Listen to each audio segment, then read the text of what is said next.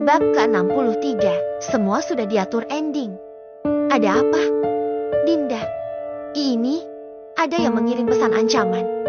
Jawabku terbata. Suamiku kemudian berjalan cepat ke arahku, mengambil ponsel yang berada di tangan. Kurang aja, berani sekali dia. Aku takut Kanda, aku takut keselamatan anak-anak. Tenanglah, semua akan aman. Tidak ada yang bisa menyentuh anak-anak. Jawab suamiku. Bersikaplah seperti biasa. Jika Dinda takut, maka dia akan merasa senang dan akan bertindak lebih jauh lagi. Aku mengangguk. Dalam hati aku tetap saja takut. Bagaimana aku tidak takut? Dia saja sudah menjebak Seno. Dia buronan polisi dan sekarang menerorku.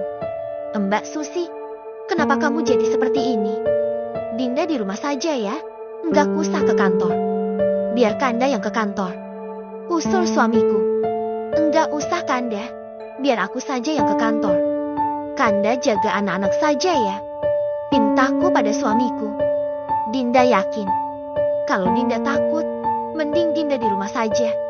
Aku menggeleng. Aku tidak boleh takut dengan ancaman Mbak Susi. Ada banyak sekali pekerjaan di kantor. Kalau aku tidak berangkat, nanti akan semakin menumpuk. Lagian di kantor Mbak Susi pasti tidak akan bisa masuk nantinya. Ya sudah, kalau Dinda tetap akan berangkat ke kantor, nanti Kanda akan tambah anak buah yang menjaga Dinda. Enggak usah Kanda, cukup seperti biasa saja. Aku berangkat dulu ya. Kanda antar ke depan. Aku dan suamiku kemudian berjalan beriringan menuju ke teras rumah. Biasanya suamiku mengantarku sampai di sana, di tempat di mana mobilku sudah disiapkan. Gus, kumpulkan anak buah. Sekarang, titah suamiku. Pak Agus pun melangkah pergi. Anak buah yang sudah bersiap di mobil akhirnya turun kembali. Yang berada di pavilion juga kini mulai berdatangan dan berbaris di depan suamiku. Kalian perketat penjagaan. Ada yang sudah berani mengancam istriku. Jangan sampai kalian lengah. Penjagaan full 24 jam. Perintah suamiku pada anak buahnya. Bagaimana kabar Parmin? Tadi Anto beri laporan kalau Parmin semalaman berkeliling bos. Dan sekarang dia ada di rumahnya. Dinda, pinjam ponsel Dinda. Pinta suamiku. Aku merogoh tasku dan mengambil benda pipi itu kemudian menyerahkannya pada suamiku. Suamiku kemudian terlihat mengutak-atik ponselku. Lacak nomor ini. Suamiku menyerahkan ponselku pada anak buahnya. Salah satu anak buahnya kemudian menyalin nomor Mbak Susi yang sudah mengancamku. Gus, kamu antar Nona bos. Selalu dampingi Nona bos kemanapun dia pergi. Tegas suamiku. Siap bos. Kanda, aku nyetir sendiri aja. Kalau Pak Agus ikut sama aku, nanti Kanda gimana? Kanda kan gak akan kemana-mana. Anak-anak juga di rumah terus. Tenanglah. Di rumah CCTV terus dalam pantauan. Enggak akan terjadi apa-apa. Sahut suamiku. Akhirnya aku pun berangkat ke kantor dengan pengawalan ketat. Satu mobil berjaga di depan dan satu di belakang. Begitu sampai di kantor juga demikian. Ada yang berjaga di parkiran sampai di depan ruanganku. Sedangkan Pak Agus yang akan selalu mengikutiku. Tumben Bu, sepertinya hari ini penjagaan lebih ketat. Ucap Nana. Iya, kemauan suami. Wah, Pak Bambang benar-benar memperlakukan Bu Seva sudah seperti Ibu Ratu. Sudah seperti di film-film.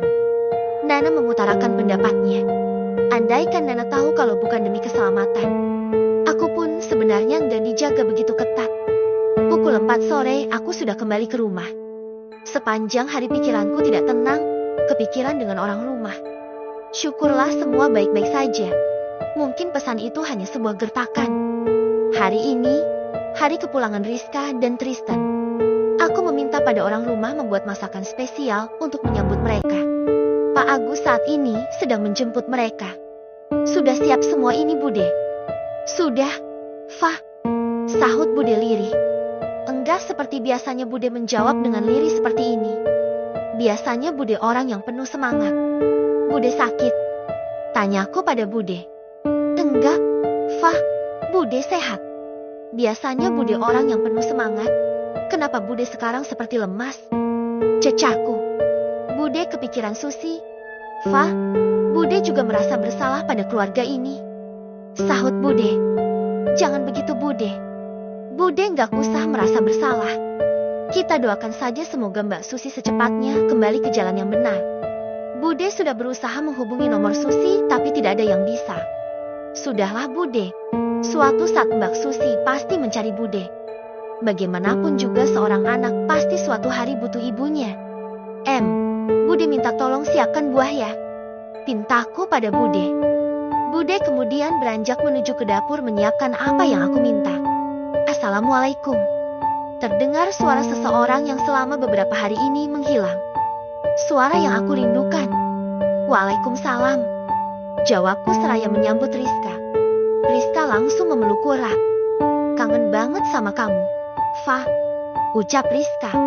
Ah, aku enggak. Biasa aja. Jawabku bohong. Rizka kemudian mendorongku. Tega banget kamu. Aku menarik tangan Rizka kemudian merangkulnya. Gitu aja ngambek. Ya kangen lah. Lanjutku. Tak lama berselang, Tristan datang. Tiap hari dia minta pulang. Katanya kangen si kembar. Kangen kamu. Kangen Birati. Kangen Bude. Sampai bilang juga kalau dia kangen sama kakek. Cerocos Tristan. Dia nggak ada kangennya sama aku. Imbuhnya. Gimana mau kangen? Tiap detik kamu nempel. Sahut Rizka. Pengantin baru sudah pulang. Ucap suamiku. Tristan langsung mendekat, kemudian mencium taksim punggung tangan suamiku. Rizka mendekati suamiku. Dia ikut mencium punggung tangan suamiku dengan canggung. Aku berasa aneh banget cium tangan Pak Bambang. Ucap Rizka tanpa basa-basi. Dulu Pak Bambang itu suami sahabatku, sekarang jadi kakekku. Nah, sekarang aku panggilnya apa ya? Ya ikutan kakek lah. Kan kamu udah jadi istriku. Jawab Tristan. Lidahku terasa keseleo kalau panggil Pak Bambang kakek. Panggil apa saja, Riz. Terserah. Timpa aku. Gimana kalau aku panggil opa, usul Rizka. Aku memukul bahu Rizka setelah mendengar idenya. Nanti kalau kamu punya anak, baru anak kamu panggil suamiku opa. Enggak rela suamiku dipanggil opa sama kamu. Loh, kenapa? Opa itu keren. Tapi, iya juga sih. Masa ya opa Bambang? Bahas lain kali bisa enggak? Aku lapar. Ujar Tristan. Fa, anak-anak mana? Bentar lagi juga turun. Tadi habis mandi. Jawabku. Tak lama berselang anak-anak datang dan langsung menghambur ke pelukan Rizka juga Tristan. Suasana makan bersama menjadi semakin ramai dengan celoteh anak-anak. Pagi ini, tepat hari pertama Ilham masuk sekolah. Dengan antusias dari semalam dia sudah menyiapkan semuanya. Tas yang tertata rapi, bahkan seragam sekolah dia setrika sendiri. Padahal biasanya hari pertama sekolah belum mulai kegiatan belajar, hanya perkenalan. Tante, apa nanti Melati tidak merepotkan orang rumah? Tanya Ilham. Ilham dan adiknya Melati memang tidak pernah berpisah. Baru hari ini Melati akan berpisah dengan Ilham, itu pun hanya selama Ilham sekolah. Enggak, kamu tenang aja. Di rumah kan banyak orang yang menjaga anak-anak. Ada Arser dan Alvina juga yang biasa bermain sama Melati. Sebentar lagi juga mereka akan sekolah. Mereka akan punya kegiatan. Kamu gak perlu risau soal itu. Kamu fokus saja sama sekolah kamu ya. Satu lagi Tante, kata Pak Agus, Ilham nanti sekolahnya diantar sopir pakai mobil. Apa itu benar? Iya. Sekolah Ilham itu jaraknya jauh dari sini. Enggak mungkin Ilham jalan kaki. Naik angkot saja boleh enggak? Tawar Ilham. Keningku berkerut mendengar permintaan Ilham. Diberi fasilitas mobil malah mintanya naik angkot. Kan aneh. Memangnya kenapa kalau diantar pakai mobil? Enggak apa-apa Tante.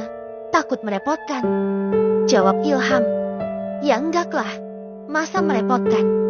Nanti ada kok sopir khusus buat kamu dan anak-anak sekolah. Enggak usah khawatir merepotkan ya.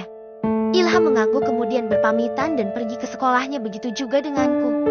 Aku kini bersiap untuk pergi ke kantor. Fa, kata suamimu, kamu ikut sama kita. Ucap Rizka. Memangnya bener ya? Kalau Susi udah kirim pesan ancaman buat kamu? Iya, ini kalau kamu mau baca. Kuserahkan ponselku pada Rizka. Ponsel dengan sandi yang hanya suamiku dan Rizka yang tahu. Rizka menerima ponselku dan mulai membaca pesan dari Mbak Susi. Benar-benar sudah gila dia. Berani-beraninya dia ancam kamu seperti ini, ujar Rizka. Sepertinya Mbak Susi benci banget sama aku ya, Riz. Dia itu sebenarnya iri sama kamu, Fa. Makanya dia berbuat seperti itu. Nekat banget ya dia. Biarkan sajalah. Suka-suka Mbak Susi. Mending sekarang kita berangkat. Yaks, ajakku pada Rizka. Rizka dan aku kemudian duduk di kursi belakang mobil Tristan. Ini nggak ada yang mau duduk di sampingku, tanya Tristan.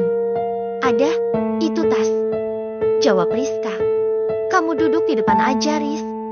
Kasihan Tristan sendirian. Fa, aku cuma bercanda loh. Udah kalian duduk di situ aja, sahut Tristan. Mobil kemudian melaju dengan lambat, mengikuti mobil SUV hitam di depan. Tiap hari kamu dikawal seperti ini, Fa? Iya, mereka bahkan ikut masuk ke kantor. Sika,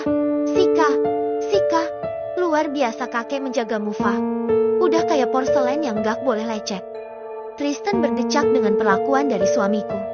Entah kagum entah aneh. Sesampainya di parkiran, aku dan Rizka bergegas untuk turun. Langsung menuju ke lantai 5. Di depan ruanganku, aku dan Rizka kemudian berpisah. Rizka ke divisinya sendiri dan aku masuk ke ruanganku sendiri. Hari itu aku lewati seperti biasa, memeriksa laporan dan menandatangani berkas. Ting! Pesan masuk ke ponselku. Nomor baru lagi. Apa ini Mbak Susi lagi ya? Aku segera membukanya. Benar, dia lagi yang mengirimku pesan. Kamu pikir aku takut dengan BODYGUARDMU yang bertambah banyak? Enggak. Kamu salah. Mau kamu sebenarnya apa? Mbak, aku rasa aku gak pernah mengusikmu, mengganggumu. Ku balas pesan dari Mbak Susi. Sudah muak rasanya mendiamkannya. Berani juga kamu membalas pesanku. Aku mau kamu menderita. Aku tidak rela jika kamu bahagia. Mbak Susi kemudian mengirimkan sebuah foto padaku. Foto mobil Tristan yang tadi pagi aku tumpangi. Ya Tuhan, bahkan Mbak Susi tahu jika aku ikut mobilnya Tristan. Aku segera keluar dari ruanganku dengan buru-buru dan menuju ke ruangan Tristan. Hei, Fa, tumben kamu ke ruanganku. Ada apa? Tanya Tristan. Lihat ini. Kuserahkan ponselku pada Tristan agar dia membaca pesan dari Mbak Susi. Tristan tampak serius membaca pesan dari Mbak Susi. Mobilku ada kamera depan dan belakang, Fa. Nanti aku lihat rekamannya. Dia berada di mobil yang mana? Jawab Tristan. Tapi di belakang mobilmu kan mobil bodyguard. Apa masih bisa terlihat? Bisa terlihat kok, jangkauannya cukup luas. Kamu sudah hubungi kakek belum? Aku menggeleng. Aku hanya kepikiran yang difoto adalah mobil Tristan, jadi aku harus memberitahunya. Begini, Fa. Kamu gak usah terlalu risau dengan ancaman itu. Semakin kamu takut, dia akan semakin senang, dan memang itu yang dia harapkan. Bukankah dia juga seorang DPO? Pastinya polisi juga sedang melacak keberadaannya. Benar kan? Benar yang diucapkan Tristan. Aku terlalu takut pada Mbak Susi. Aku terlalu takut dengan ancamannya. Sore itu kembali aku pulang bersama dengan Tristan juga Rizka. Sebelum pulang, aku beli pesanan anak-anak dulu. Ya, ayam goreng tepung kriuk-kriuk. Itu yang mereka minta saat telepon tadi. Tempat ini sepertinya ramai. Susi nggak mungkin berani masuk ke tempat ini. Aku turun sama Seva aja ya. Kamu tetap di mobil. Rizka mengusulkan idenya. Oke. Nanti juga anak buah kakek ada yang ngikutin kalian, sahut Tristan. Aku dan Rizka kemudian turun, diikuti oleh 4 orang laki-laki yang berjalan di belakangku. Begitu masuk ke dalam restoran cepat saji, aku dan Rizka langsung memesan makanan untuk dibawa pulang. Silahkan tunggu sebentar, pesanan akan segera siap, ucap pelayan restoran. Rizka sedari tadi sibuk dengan ponsel di tangannya, entah sedang apa dia. Fa, aku kebelet, temenin aku ke toilet Yaks, pinta Rizka. Kakinya sudah tidak bisa diam. Kebiasaan Rizka kalau dia memang ingin mengeluarkan isi kandung kemihnya. Enggak bisa ditahan di rumah saja. Bisa, tapi nanti celanaku basah, bau pesing lagi. Ayo buruan, aku udah enggak tahan. Rizka terus menarik tanganku. Tunggu, itu bodyguard enggak tahu kalau kita pergi. Kan cuma ke toilet. Fa, enggak lama. Amanlah, sahut Rizka terus menarik tanganku. Para bodyguard memang berdiri di depan pintu masuk. Mereka terlihat mengobrol tak tahu jika aku pergi ke toilet. Masuk ke toilet khusus wanita, suasana cukup sepi. Dari 5 bilik yang tersedia hanya 1 yang terbuka pintunya. Itu artinya ada 4 wanita di dalam toilet. Sembari aku menunggu Rizka di dalam toilet, aku memutuskan untuk mencuci tanganku di wastafel yang tersedia. Di depanku adalah kaca yang memanjang dengan ukuran yang cukup besar. Ceklek.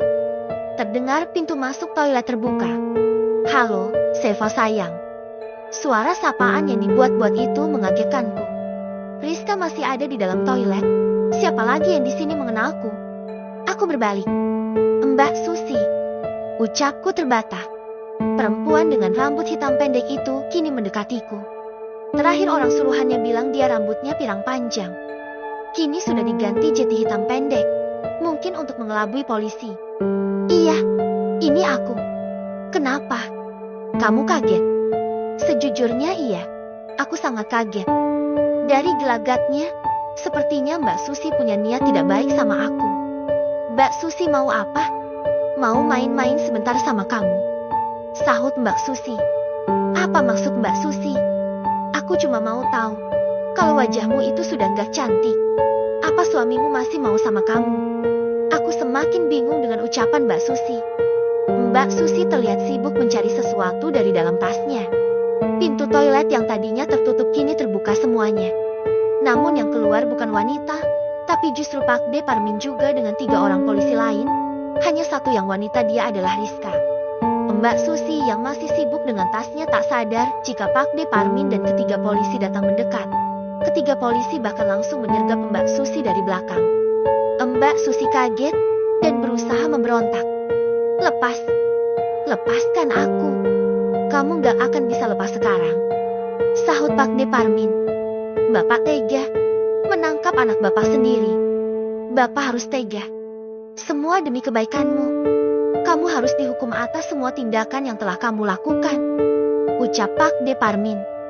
Bapak jahat. Bapak tega, teriak Mbak Susi. Kaki dan tangannya terus memberontak, sampai akhirnya polisi memborgol kedua tangannya. Polisi kemudian membawa Mbak Susi pergi dari dalam toilet. Lepas itu suami juga Tristan masuk ke dalam. Dinda tidak apa-apa? Tanya suamiku seraya memelukku. Enggak apa-apa. Kanda kenapa ada di sini? Tanyaku heran. Kamu belum sadar? Fa. Sadar. Aku enggak pingsan. Astaga. Fa, ini itu rencana untuk menangkap Mbak Susi, sahut Rizka. Kamu tahu, Riz? Ya, taulah. Aku bagian dari rencana ini. Sudah, bahasnya sambil makan aja yaks. Enggak enak bahasnya di toilet. Toilet wanita lagi, ujar Tristan. Akhirnya kami semua membahas penangkapan Mbak Susi sembari makan bersama. Ternyata Pak De Parmin berhasil mengikuti Mbak Susi dan menginformasikannya pada suamiku. Kemudian suamiku melaporkan pada polisi, lalu tersusun ide penangkapan di toilet. Sebelumnya polisi sudah terlebih dahulu mengosongkan area toilet. Mereka bekerja sama dengan pihak restoran. Dan Rizka menjadi tokoh yang harus mengajakku ke toilet agar Mbak Susi terpancing dan masuk ke ruang toilet. Keanehan tentang suamiku yang meminta agar anak-anak dibelikan ayam goreng tepung. Tristan yang tetap di mobil, serta para bodyguard yang asyik mengobrol di depan pintu masuk akhirnya terjawab sudah. Mereka semua telah bekerja sama. Kenapa aku nggak diberitahu? Karena kamu orangnya panikan, sahut Rizka. Enggak kok, aku orangnya tenang. Elaku. Sudahlah, sekarang sudah lega rasanya. Pak De Parmin menepati janjinya. Pak De Parmin sendiri yang menangkap Mbak Susi. Sore ini suamiku meminta orang rumah agar memasak makanan yang spesial. Ada tamu yang datang katanya. Ketika aku tanya siapa orangnya, suamiku bilang itu rahasia. Pukul 7 malam kami sudah siap menyambut kedatangan tamu itu. Rizka dan Tristan turut serta. Anak-anak juga. Tamunya siapa sih? Fa, tanya Rizka. Enggak tahu. Suamiku enggak mau jawab. Tak berselang lama, terdengar suara ketukan pintu. Suamiku sangat antusias, kemudian membuka pintunya. Begitu pintu terbuka, seorang laki-laki dan seorang wanita seumuran dengan suamiku tersenyum lebar menyapa. Laki-laki itu langsung memeluk suamiku erat. "Kenapa kamu bertambah tampan, Bambang?" Kalimat pertama yang aku dengar dari laki-laki itu. Sedangkan wanita itu merentangkan tangannya memintaku untuk memeluknya. Aku pun mendekat dan membalas pelukannya. "Kamu sangat cantik," ucap wanita itu. "Terima kasih," jawabku malu. Tristan dan Rizka pun tak lupa menyalami tamu itu. Tristan bahkan memanggil mereka dengan sebutan om dan tante. "Mana anaknya ini?" tanya suamiku. "Ada, nanti menyusul. Sedang ambil sesuatu di mobil," jawab laki-laki itu. Kami pun lantas berbincang di ruang tamu. Laki-laki itu bernama Pak Anton Wijaya, sedangkan istrinya bernama Bu Ena Rahayu. "Ini anak-anak kalian?" tanya Bu Ena saat melihat anak-anak duduk bersama. "Iya Bu Ena," jawabku. "Kamu hebat Bambang, masih produktif bisa langsung anaknya 4, ucap Bu Ena. "4?" tanya suamiku. "Jelas aku masih produktif, bahkan aku bisa bikin kesebelasan," sahut suamiku dengan candaannya. Suamiku lantas menjelaskan siapa sebenarnya Ilham dan Melati. "Assalamualaikum," ucap seseorang yang baru masuk ke ruang tamu. Aku cukup tertegun dengan kedatangannya. Dia Andi Wijaya. Jeti, kedua tamu di depanku adalah orang tua Andi. "Fah, kamu aneh nggak?"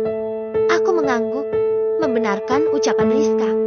"Kalau kamu sama Andi, berarti mereka itu mertuamu, Fah." Lagi Rizka mengucapkannya dengan lirih. "Mantan calon mertuaku adalah sahabat suamiku." "Haduh, aku pusing Fah." Refleks aku menginjak kaki Rizka hingga dia menjerit, membuat semua orang jadi fokus ke arah aku dan Rizka. Sepertinya kaki Rizka kram. Ucapku bohong. Acara dilanjutkan dengan makan malam bersama. Ternyata orang tua Andi sangat ramah dan bersahabat. Bahkan mereka membuat acara makan malam menjadi penuh tawa. Pagi ini suamiku telah berpakaian rapi. Setelan jas terbaik telah suamiku kenakan. Pundenganku, aku telah siap dengan setelan blazer hitam. Tak lupa sepatu hak tinggi aku pakai. Hari ini ada rapat seluruh petinggi perusahaan. Suamiku yang memimpin karena memang suamiku adalah CEO dari Hendromoyo Property. Tepat pukul 9 rapat dimulai. Rapat tidak dilakukan di kantor, melainkan pada salah satu ruang meeting room di Hotel Bintang 5. Baiklah, langsung saja saya mulai rapat ini. Di hari ini, saya, Bambang Hendromoyo, menyatakan mengundurkan diri dari jabatan CEO yang selama ini saya pegang. Kalimat yang diucapkan oleh suamiku membuatku kaget. Bagaimana mungkin suamiku mengundurkan diri tapi aku sendiri tidak tahu. Mereka yang hadir di ruangan sama terkejutnya denganku. Mereka saling berbisik satu sama lain. Jabatan CEO akan saya alihkan pada istri saya, Seva Lydia Dewi, tegas suamiku. "Kanda apa-apaan ini?" lirihku bertanya pada suamiku. Suamiku hanya tersenyum menanggapi pertanyaanku. Dia menggenggam tanganku erat.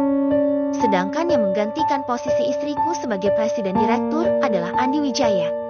Andi yang duduk di ujung, sama sepertiku dia tampak kaget. Bahkan dia sampai terlihat membenarkan posisi duduknya. Entah apa yang direncanakan oleh suamiku. Di akhir acara semua yang hadir memberikan ucapan selamat padaku dan juga Andi. "Cie yang sudah jadi CEO," ledek Rizka saat aku sampai di kantor. "Kamu tahu?" Rizka mengangguk. "Tristan yang cerita semalam. Kenapa bukan Tristan saja yang menggantikanku?" "Kenapa Andi?" "Andi itu di Australia pimpinan tertinggi perusahaan Fa. Sekarang beralih pada Mas Ivan. Andi dipindah tugaskan balik ke sini jadi presiden direktur menggantikan kamu," jelas Rizka. "Enggak tahu aku maunya suamiku. Bisa-bisanya mengundurkan diri nggak bilang-bilang. Suamimu ingin yang terbaik buatmu Fa. Yakin itu," ucap Rizka. Malam ini udara terasa dingin. Bahkan pendingin ruangan tidak aku nyalakan. "Masih banyak kerjaannya?" tanya suamiku yang melihatku masih sibuk di depan laptop. "Enggak, bentar lagi selesai." "Lagian kenapa Kanda harus mundur sih? Kalau enggak kenapa bukan Tristan aja yang jadi CEO?" Aku kemudian mematikan laptopku. Pertanda aku sudah selesai mengerjakan pekerjaanku. Di dada bidang suamiku, aku sandarkan kepalaku. Kanda hanya ingin istirahat, Dinda. Kanda mau menghabiskan usia Kanda dengan anak-anak. Kanda mau ada yang menjaga Dinda nantinya. Ngomong apa sih Kanda? Aku nggak suka. Kanda yang akan tetap menjagaku. Titik. I love you, Dinda. Ucap suamiku. Nggak nyambung. Kanda sayang Dinda. Tak ada lagi ucapan dari suamiku. Hanya dengkuran halus yang terdengar. Tetaplah bersamaku, Kanda. Tetaplah di sampingku 1000 tahun lagi. Ku dekap erat tubuh suamiku. Membawanya bersama mimpi indahku. Aku bersyukur dengan hidupku. Hidup yang bagiku sangat sempurna. Harapanku, semoga aku dan keluargaku akan terus bahagia.